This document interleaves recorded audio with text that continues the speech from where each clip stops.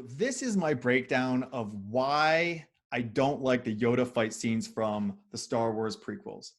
So here is the first time we see Yoda fight.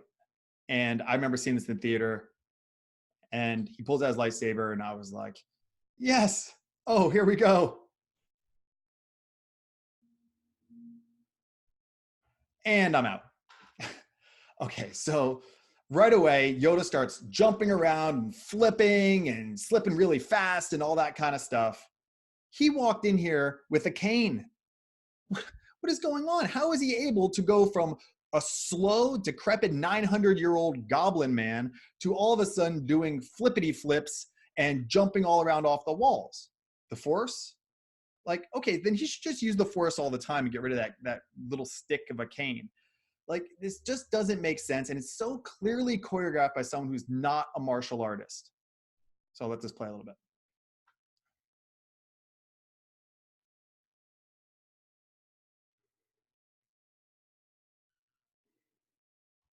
The way he's jumping and doing these like flips and stuff like that, these like side twists, it's not efficient use of his energy or his movements. And that is my problem, is great martial artists are efficient with their energy, they're efficient with their movements, because they've streamlined it so well over thousands and thousands of hours of fighting. So if you look at Senchai and the way that he fights in Muay Thai, it's so efficient. He's so accurate. He's been in so many fights that it's just nothing is unseen.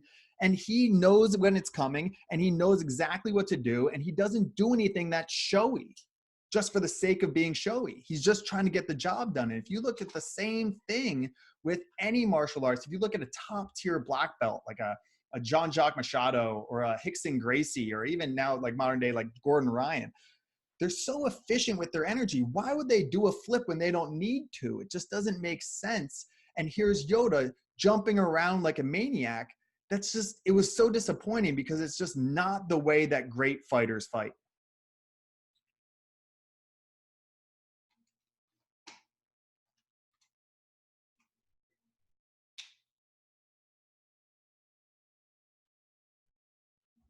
So what I was hoping for was more like this scene from The Matrix.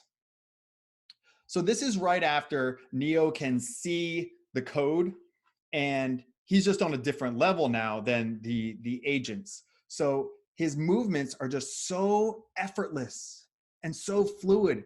It's like a Muay Thai master, or a heavy, like a Tyson Fury, or Andre Ward, or someone like a top tier boxer going up against someone who is just an amateur boxer. They wouldn't even need to throw punches. They would just slip so easily, just move a little inch off the center line, and people would just be hitting air. Same thing goes for a top tier black belt against a blue belt or an amateur or something like that. It's just, they just wouldn't know. They'd have no idea what to do. There's instantly, they would just be drowning.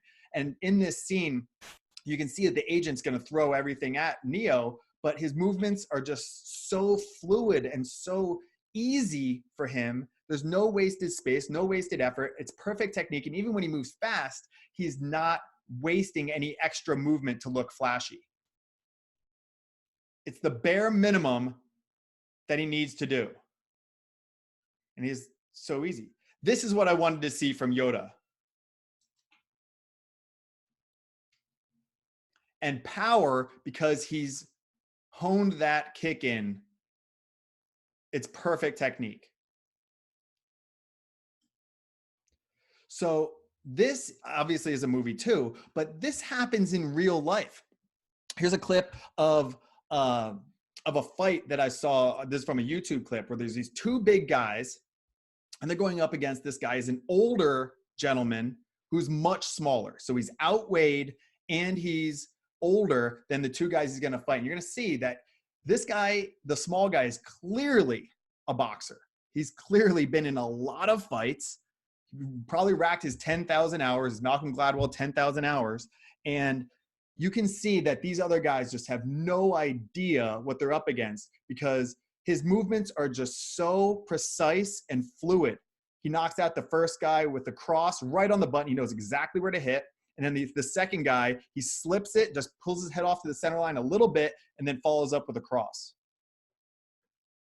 Hook right on the jaw, out. This guy, slip, bang. And he just stands there.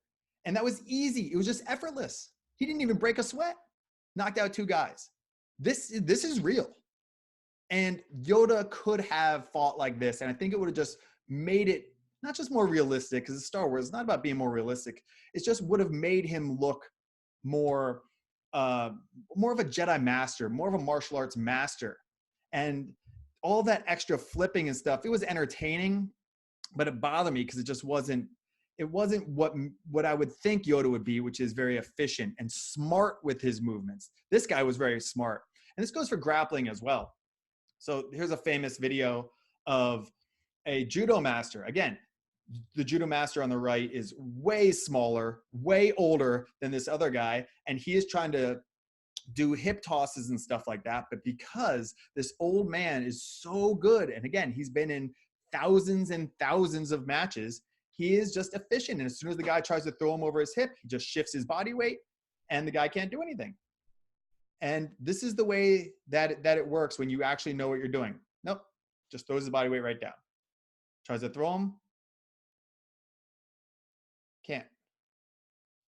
And it's effortless. That's what's so cool about it, is it is effortless.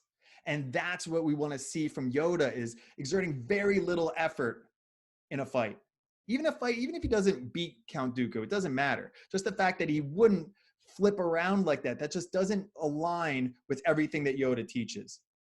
So that is my breakdown of why I have issues with the Yoda fight scenes. And I just think it was a missed opportunity in those movies to make Yoda, who's many people's favorite character, into just next level awesome.